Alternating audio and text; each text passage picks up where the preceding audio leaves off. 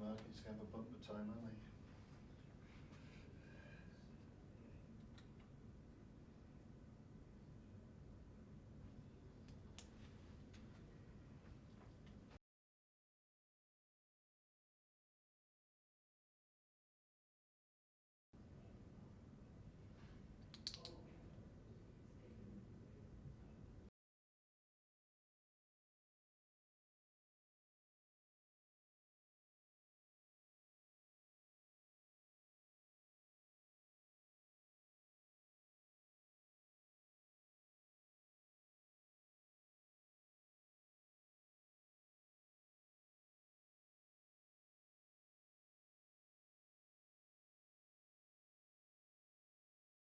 Afternoon.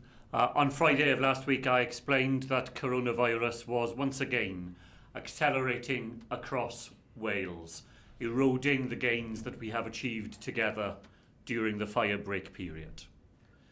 Throughout the pandemic, all the actions that we have taken here in Wales have been designed to protect our NHS and to save lives, and that remains unchanged today. The facts are stark. Unless we respond now to the growing number of people infected with the virus, the advice we have from our scientific and medical experts is that by the 12th of January, the total number of people with coronavirus in hospital in Wales could rise to 2,200. And our modelling suggests that unless we act, between 1,000 and 1,700 preventable deaths could take place over the winter period. On Friday, the All Wales 7-day incidence rate was 187 cases per 100,000 people. Today, that has risen to almost 210 cases per 100,000. We've seen further rises amongst the under 25 aged group in 17 of the 22 local authority areas in Wales. And more worryingly still, cases of coronavirus are beginning to rise in the over 60 age group in most parts of Wales. This is a virus that thrives on human contacts, in our homes or when we come together. That is why over the weekend, the Cabinet met to consider the detail of a set of new targeted restrictions in the hospitality and leisure sectors and a new financial package to support effective businesses. The measures we are taking are based on what the UK SAGE group tells us has worked best elsewhere. So that is why from 6 p.m. on Friday, new national measures will be introduced to provide restrictions for hospitality and indoor entertainment attractions. Pubs, bars, restaurants and cafes will have to close by 6 p.m. and will not be allowed to serve alcohol. After 6 o'clock, they will be able to provide takeaway services only. From that same date, indoor entertainment venues including cinemas, bingo halls, bowling alleys, soft play centres, casinos, skating rinks and amusement arcades will have to close. Indoor attractions such as museums, galleries and heritage sites will also have to close, but outdoor visitor attractions will be able to remain open. The rest of the national measures we have in Wales will remain the same as they are today. There will be no changes to extended households, how many people can meet in public outdoors or indoor places, or restrictions on other businesses. Now, when the English lockdown ends on Wednesday of this week, we will look again at travel restrictions in and out of Wales, and we'll make a further announcement later this week.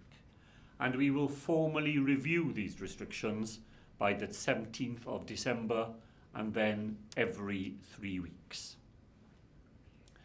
Now, I recognise just how hard the hospitality and visitor sectors have worked to comply with the regulations, to make their businesses compliant and to protect customers from the threat of coronavirus.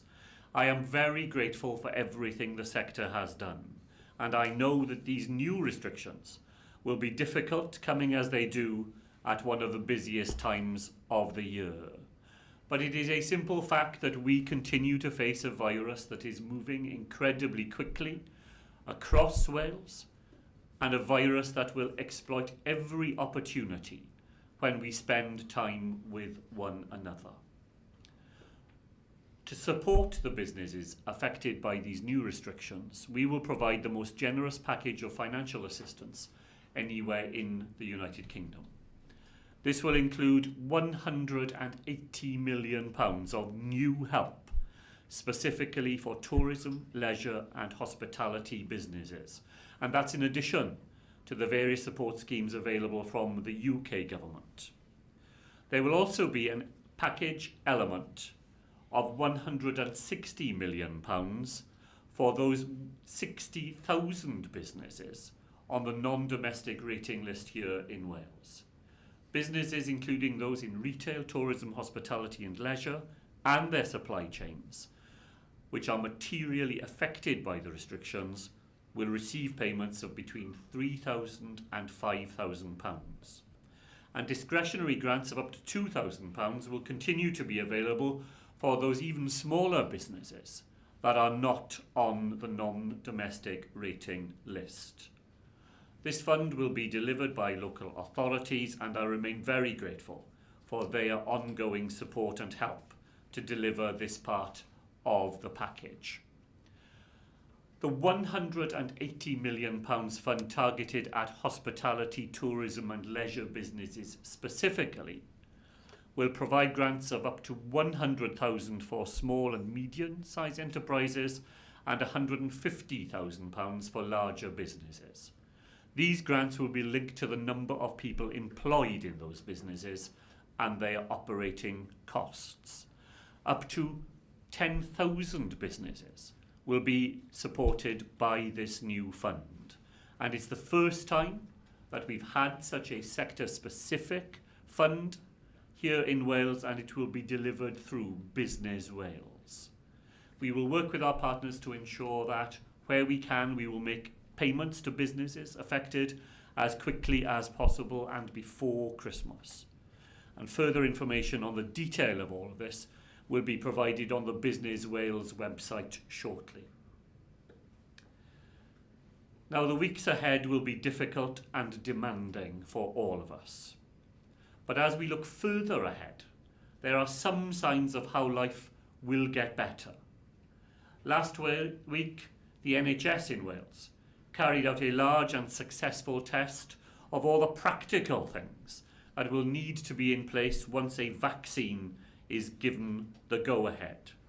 Now, that go-ahead could be as early as this week, and once it comes, we will be ready for it. Last week, we saw the first mass testing programme happen in Merthyr Tydfil. More than 10,000 people have been tested in the first 8 days. The strong sense of community responsibility has been very evident in that terrific response. I thank everyone who has come forward and encourage others to do so over the next 7 days, including those people who will need to come back for retesting. This week, we will begin using the rapid result lateral flow tests in some care homes to help reunite families who have been separated for many months. And today, we published new advice about visits in hospitals, offering hope that in the right circumstances, both parents can be more involved in their baby's antenatal care. So even as we face real challenges in the here and now, there are possibilities that if we continue to pull together and make the difference we need to see today, then as far as coronavirus is concerned, 2021 could be a better year for us all. I ask again today for your help in making that a reality in our lives. Together, we will keep Wales safe. Diolch yn fawr I chi gyd. I'll now take questions as usual and as usual as well. The whole of the proceedings will be broadcast live on the Welsh Government social media channels. And first today is over to Sarah Dickens at BBC Wales. First Minister, thank you. When you looked at the Scottish example, what's happened there, why did you decide to adopt the closing of pubs at 6 o'clock and no alcohol, rather than changing the numbers of people from a household who can go? They're much stricter, aren't they, on people meeting up from households. Their 2 households can meet, us 4. Why did you decide to ditch the alcohol but keep with us meeting in the groups that we were? Well, alcohol isn't allowed in Scotland either, so No. that is the same. And our decision on allowing 4 people from different households to meet is essentially driven by our wish to make sure that our young people have a legal way of getting together. When you allow simply households to meet, it really doesn't work for younger people. They can't meet their friends, they can't meet up with the people that they socialise with normally. And I was very keen, and our cabinet was very keen, not to devise a system where the only way that young people could meet up together was by going outside the rules. By allowing 4 people from 4 different households together, our young people have a legitimate, a legal way in which they can be in a cafe together, spend time in each other's company in that regulated setting. And that's why we've come to that different conclusion. And I think those businesses, you recognise how much businesses in the hospitality sector have suffered already. I think a lot of them would like to hear from you the evidence that it's their sector where the virus is spreading. Well, that evidence is there for them to see. It's been in a series of the TAC reports from the Technical Advisory Group that we publish their advice to us every week, and on a number of occasions they have published evidence that shows that when people meet together in a hospitality setting, you're not just having a glancing encounter with somebody as you do if you're going around a supermarket. You're sitting together with people for a significant period of time. And the evidence, I'm afraid, is just there. When we get together in that way, whether it's in our own homes or in a hospitality setting, the virus thrives and the cases rise, and we end up with the position that we see in Wales today. And it's a matter of deep regret because of all the work that the sector has done and the people who work in it, that we are having, as in England and as in Scotland, to add this measure to the repertoire of actions we are taking to make sure that when we go into that Christmas period, those 5 days when restrictions will be relaxed for households, we've created a position in which the risk to one another and to our health service can be contained. Sarah, thank you very much. Over to Adrian Masters at ITV Wales. First Minister, thank you. And just to let you know, I'm joining this press conference from a cafe in Usk, and they very kindly allowed me to use the Wi-Fi here. But if the coffee machine interrupts us, then that, just to explain what's going on there.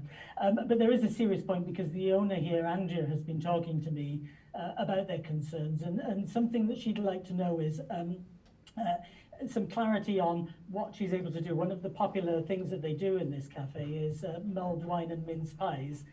Does that mean that that would not be allowed under these new restrictions?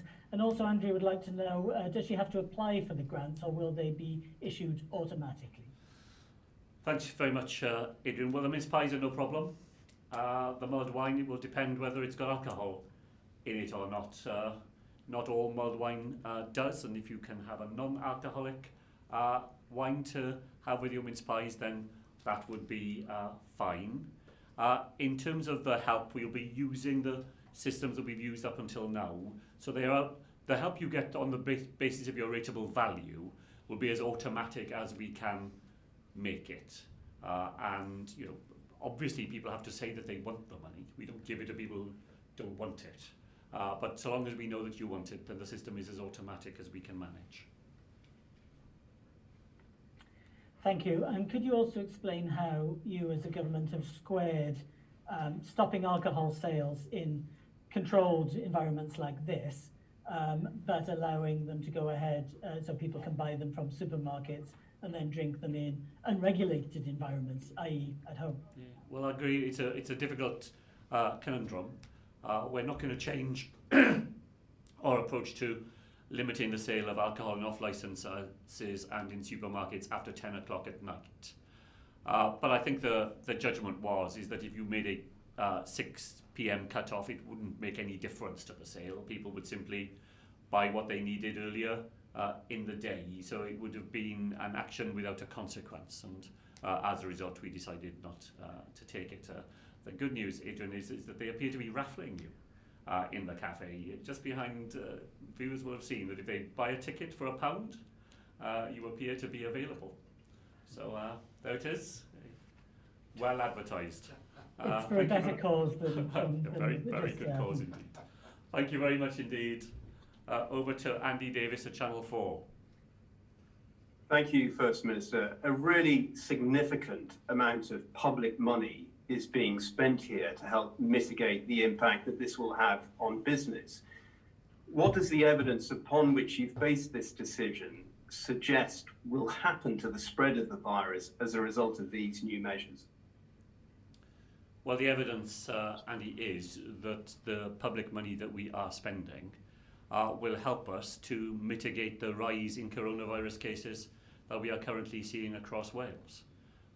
By itself, it is always hard to isolate a specific impact for a specific course of action. It is the cumulative effect of a package of measures that we are putting in place, just as Tier 3 measures in England are a package of measures and Level 3 measures in Scotland come as a package.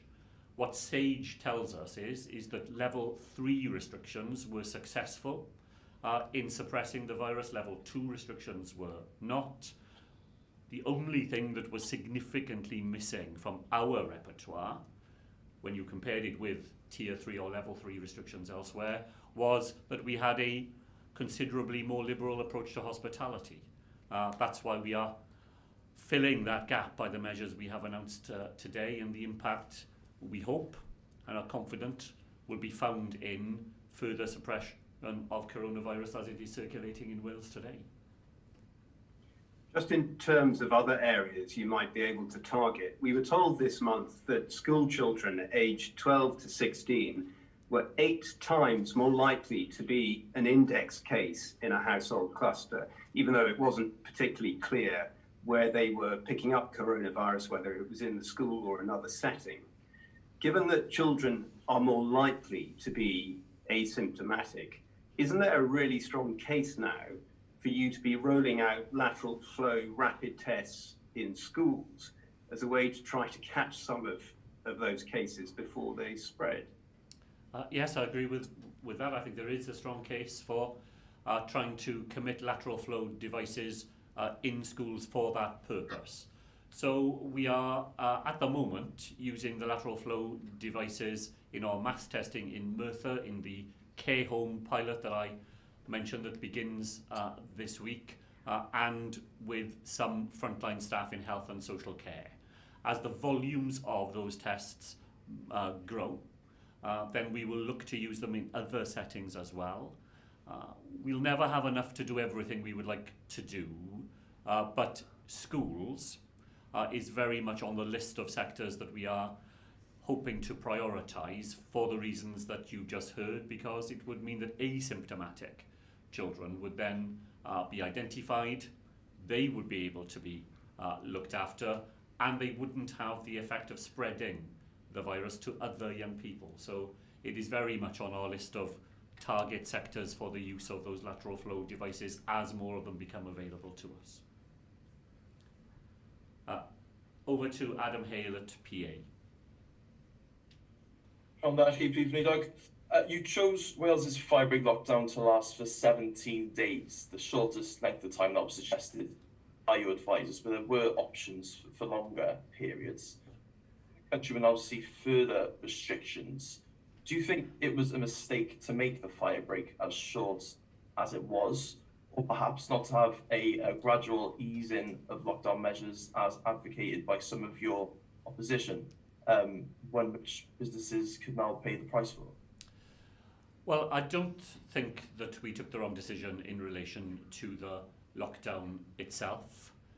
The advice to us was that by going early, and we had our period of fire break earlier than any other part of the United Kingdom, that the earlier we went, the more effective it would be, and that provided it was early and it was deep, that 17 days was adequate, and the fire break has delivered everything that we had hoped of it. The difficulties we face today are not, I believe, rooted in the fire break decision itself. Could we have come out of the fire break with even more restrictions than we put in place? Well, I think that is a more open question. I was very interested to read the article in the Times at the weekend by Michael Gove, the Cabinet Minister in the UK government, explaining why the restrictions in Tier 3 areas post the UK fire break will be of the level that they are. We made the judgment at the time. We made it on the best evidence that we had at the time. Numbers have gone up faster than we had anticipated or hoped, and that's why we're having to take the actions we are today. Thank you. And what's your reaction to the fact that Wales's COVID death rate is currently the highest in the UK? Is Wales' older and sicker population enough of an explanation for that? Well, I think the first thing to say is not to draw too much at all from a very brief period that those figures cover.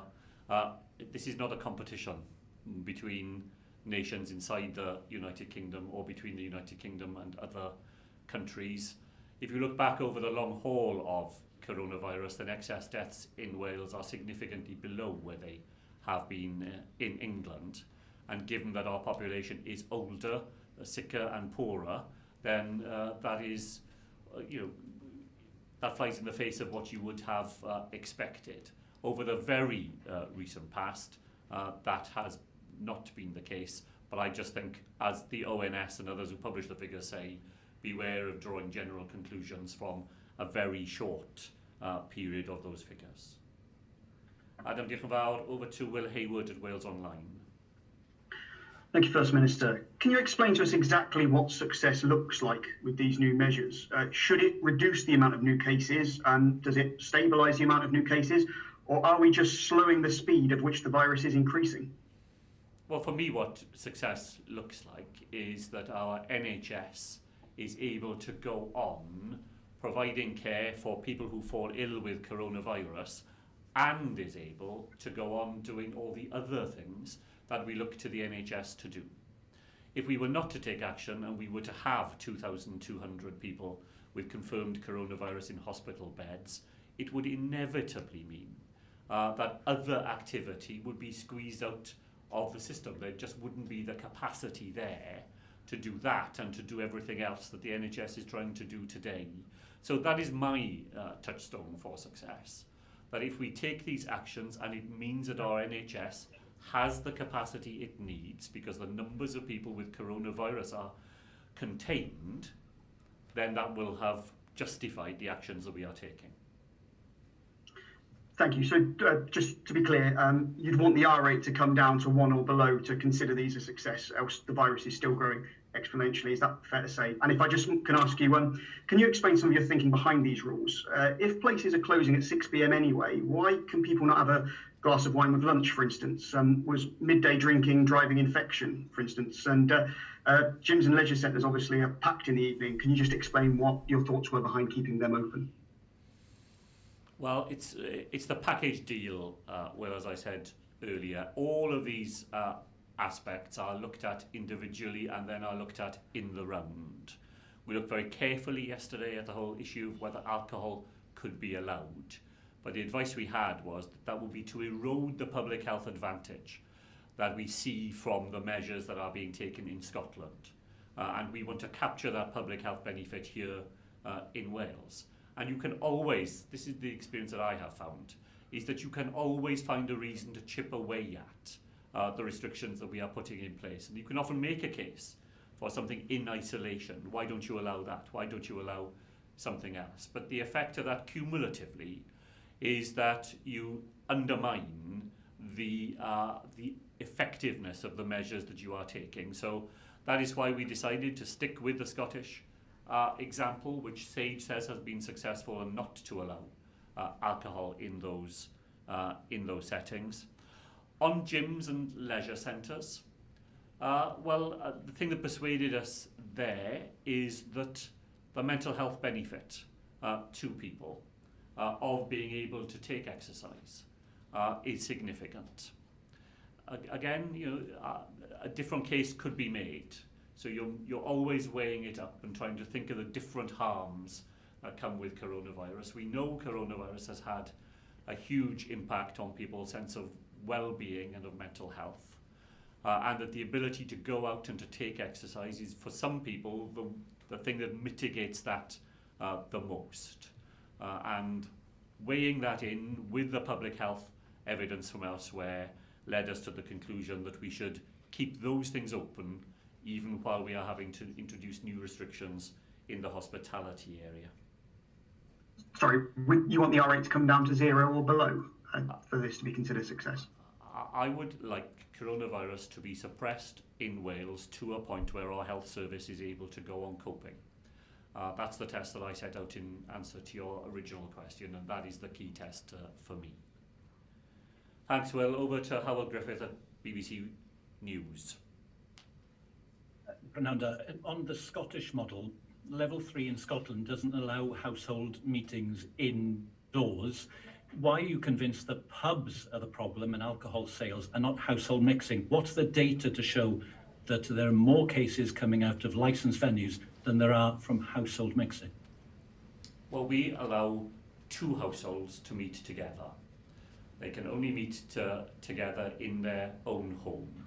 And while that does bring risks with it, it helps to mitigate some of the other harms that coronavirus causes, including the harms of loneliness, of isolation, of the difficulties that families face when they're not able to meet anybody else from their own family indoors.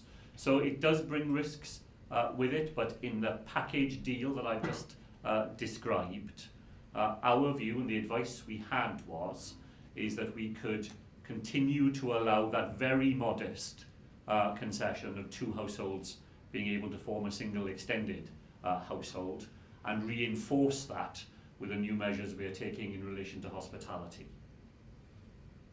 You've said in the past you pride yourself on being a government which plans first and announces later.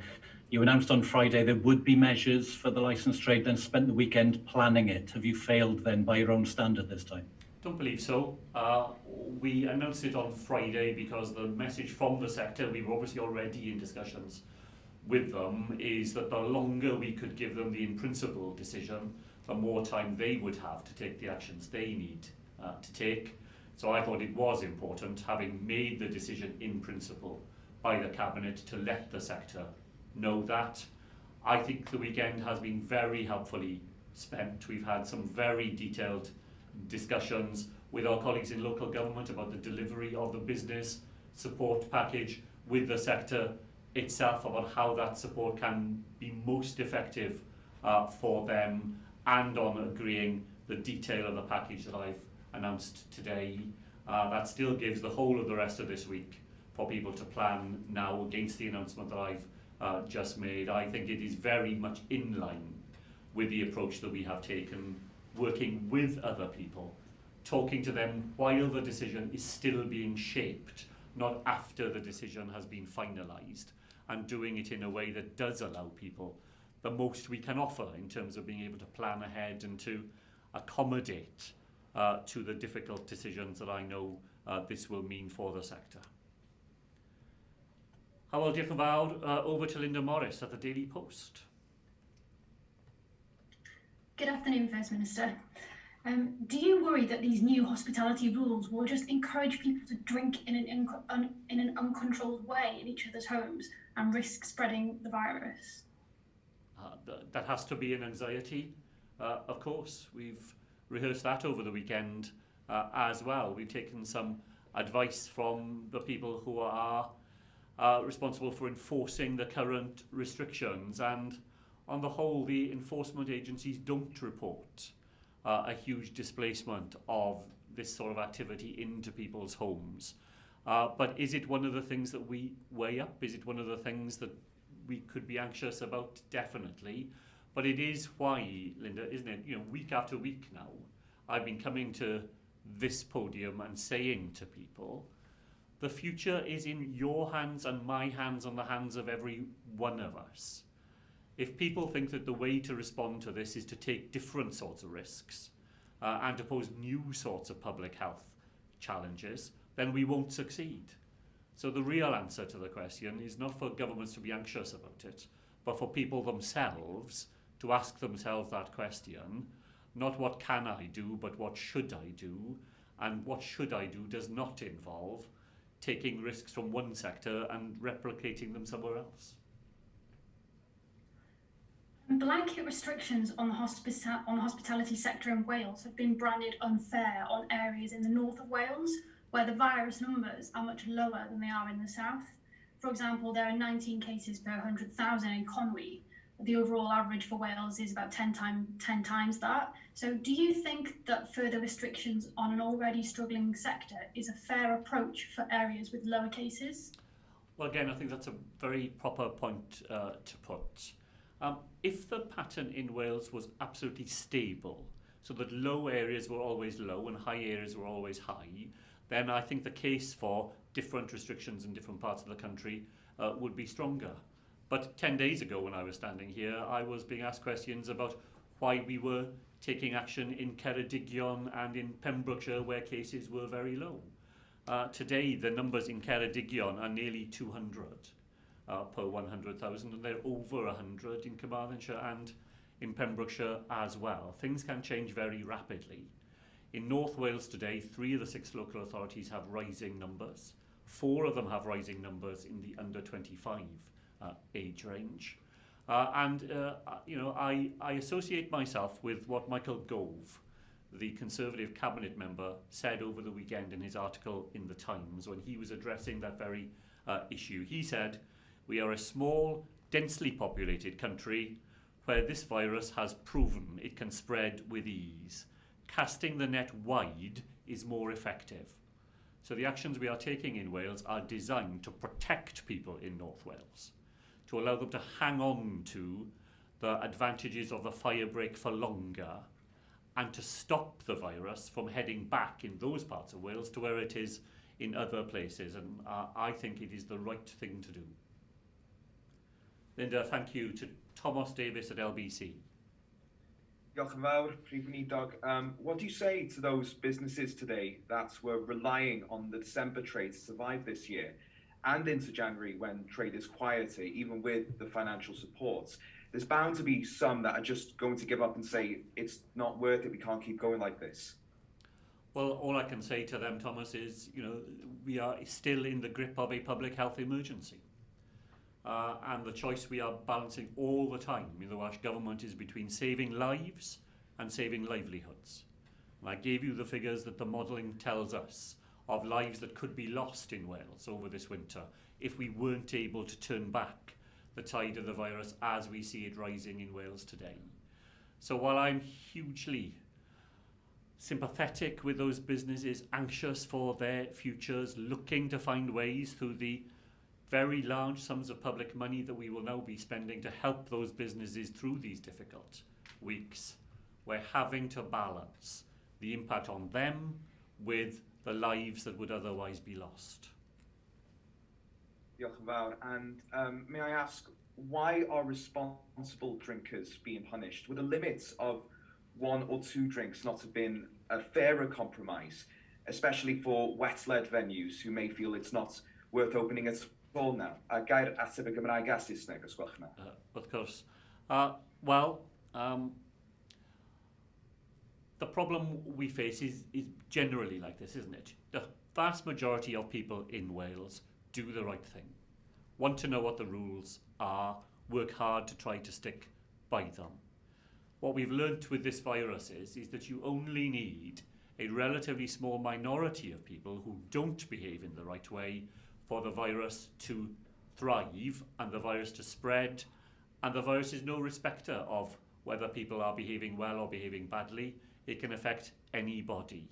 And in the end, in order to protect the people who are doing the right thing, we have to have rules that are based on what works for everybody, and that sadly has to include those people who are less willing to follow the rules and to do the right thing. So that's difficult, and it does have an unfair and disproportionate effect on people who would be responsible, do the right thing, but in the end, these changes are as much designed to protect them as they are to protect anybody else.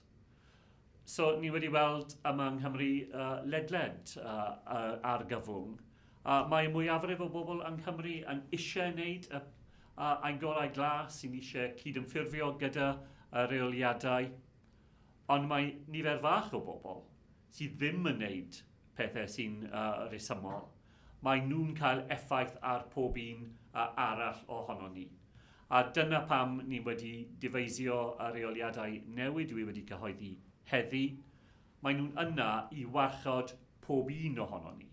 Y pobl sy'n wneud y peth go iawn ac y bobl sydd ddim yn fodlon i mynd ymlaen gyda'r pethau sy'n warchod ni i gyd oddi wrth coronavirus. Mae'n anodd wrth gwrs i bobl sy'n yn bihafio mewn ffordd resymol ac sy'n cymryd y cyfrifoldeb i wneud pethau fel yna, ond mae'r reoliadau yna i warchod ni i gyd. Thomas, diolch yn fawr. Over to Rob Taylor at wrexham.com. Good afternoon. Is there any further updates on the outbreak at Wrexham's hospital? And on that topic, can you confirm there are no PPE supply issues locally? And are there any new plans for regular mass testing of staff at the hospital to help identify and isolate asymptomatic cases? Rob, I don't have a further update beyond the one that I gave on Friday. There will be, I'm sure later in the day, a report in from the local IMT about the situation over the weekend. I saw reports of PPE on a Wales-wide basis over the weekend. They didn't highlight any supply issues in any part of Wales, but that is not to say that there are not sometimes very, very local issues that arise, but I'm not aware that there are any that are materially part of what is happening in the Myla. And the Myla has this experience already. It's already seen one upswing in cases. It dealt with that successfully. It did involve testing all members of staff at the time, and I'm sure that the people on the spot, the people who are closer to the detail than I am able to be, will be considering that as part of whatever suite of actions they are taking in response to the current situation. Thank you. And going back to the packages of support announced today, one main concern in response to the draft proposals over the weekend was the turnaround for that support, and you've mentioned payments before Christmas. Is that timeframe a guarantee for the business rates grants and the Business Wales ERF sections? And if any councils say they needed extra resources to get the cash out the door, will they get it?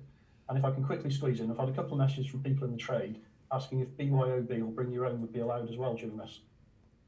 Bring Your Own won't be allowed. It's the consumption of alcohol rather than where the alcohol comes from that matters here.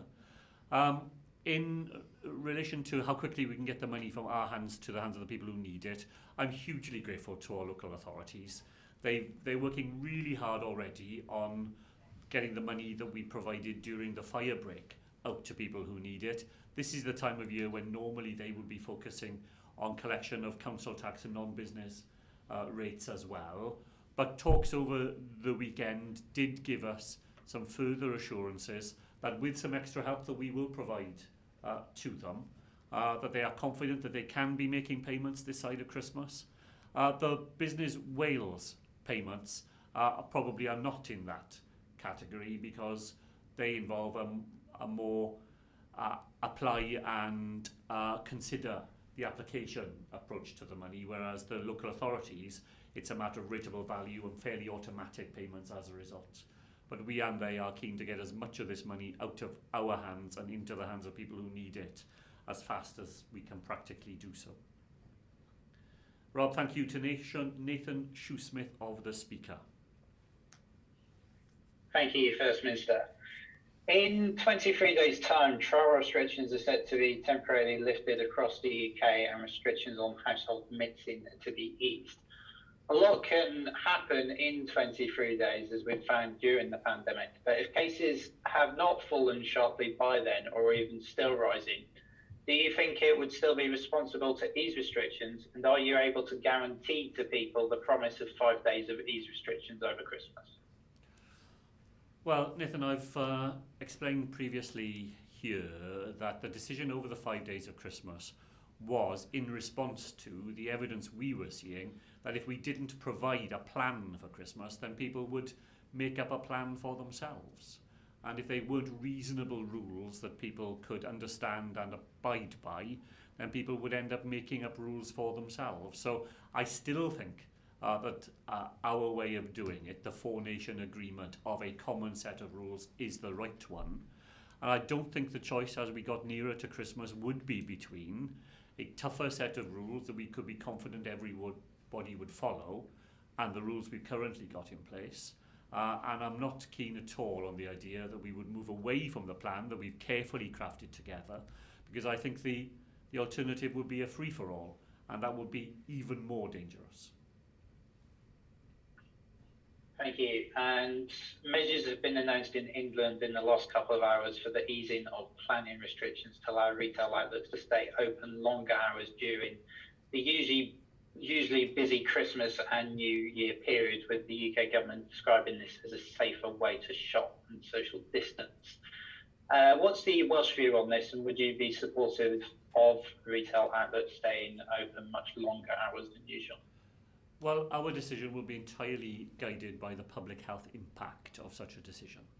So when we've had a chance to look at what has been announced and to look at the evidence behind it, if we were convinced that it did have a public health benefit, that the impact was to spread out the time that people were shopping, fewer people would be mixing, that would be a public health advantage, then I think we would look sympathetically on that. But I would want to study the evidence, and if the evidence was contrary to that, that this could have a detrimental effect on public health, then of course we would have to take that very seriously as well. But we haven't seen the detail of the announcement as yet. We haven't had a chance to look at it ourselves, but it is the public health test that we will apply to any developments. If they help, then we'll be sympathetic to them. We'll need to be sure that they do help. Thank you. Nathan, thank you. Over to Andrew Nuttall at the Leader. Thank you, Minister. With the introduction of new restrictions here in Wales, what will this mean here in North Wales and on bordering areas with sort of pubs and bars and restaurants in England? So what is your message to people who may sort of suffer at the hands of the fact that there's possibly a pub only a few minutes down the road that will still be able to open and serve alcohol and things of that nature? Well, my message is the same message as I've always given over the whole period of the pandemic. Over the last 4 weeks, pubs in England have been closed, while pubs in North Wales have been open. And my message at that time to people in England was not to come across the border illegally in order to try to take advantage of the fact that we had a more liberal regime here. It's the same message in the future. Observe the rules that apply in the part of the United Kingdom where you live, and don't try and game the rules, looking for a way to try to get round them. And sometimes those rules have been to the advantage of businesses on one side of the border or the other. I'm afraid it's just inevitable when you need to calibrate the rules to meet the circumstances that we face in different parts of the UK.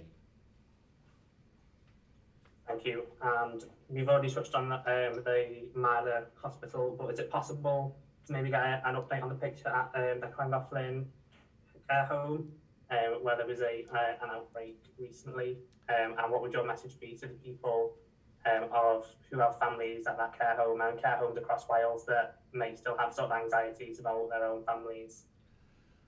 Well, what we saw at Llangollen in the care home was an example of how, when coronavirus gets into a care home, just how awful the consequences can be for an elderly and vulnerable population.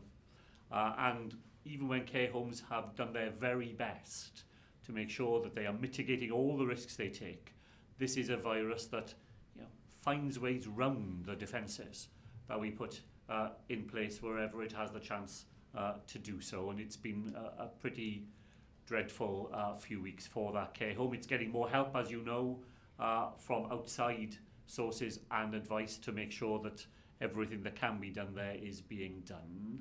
But what I would say more generally to people who haven't seen elderly relatives in care homes for many, many weeks, that we still have to strike a balance here in Wales. Today we're starting the pilots of care home visiting using these lateral flow devices where you take a test, within half an hour you know the result, and if it's negative you'll be able to make a visit still under very carefully controlled conditions.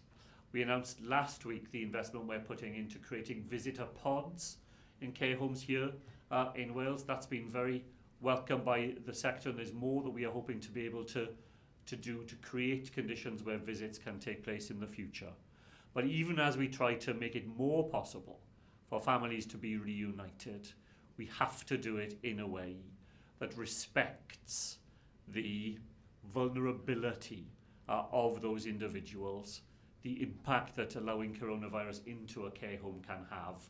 So while there are new possibilities and they're very much driven by our concern for those families, we still have to make sure that our main focus is on protecting those vulnerable people and the other people who live with them in a care home. And that's what the Llangollen experience, as so many others, really brings home to us. Over finally for today to Tom Magner at Carers World. Thank you very much indeed, First Minister. Can I just pick up on the issue of care homes? We're certainly getting a lot of viewer comment about care homes and Christmas, and clearly you have the Merthyr testing programme, the testing trial, so we're going to have to look at this presumably over the days and weeks to come. But one of the complicated situations that's been put to us by one of our viewers, and perhaps I could just explore this with you and maybe we could see how it varies as we get nearer to Christmas. Basically, our viewer has both her father and mother in care homes. They're separate care homes. There are 8 family members who want to visit on a day over Christmas, for example, Christmas Day or Boxing Day. The 8 people wanting to visit comprise our viewer's husband, her 2 sons who are both in their early 20s, her brother and partner, her sister and partner. They're all Welsh. The 2 care homes are in Wales, so there's nothing cross-border. Perhaps you could give us your best indication at this point, appreciating that your guidance may change. Well, I feel desperately for those people because no matter how well we are able to do things, not all those people are going to be able to see all the people that they would like to see. What we are trying to get to a place is that with lateral flow tests available, one person will be able to make a face-to-face visit. So obviously when you've got a larger family, that means some very difficult choices will have to be made. What I want to say as well, Tom, is that of course throughout the pandemic we spent quite a lot of money and time with the sector trying to make sure that there are other ways in which people can still stay in touch, whether that is over simple telephone calls or these days more with the sort of online calls that we're having today. And for those family members who will not be able to visit inside the care home, I still hope that there will be ways in which people can see each other and talk to each other, particularly over that Christmas period.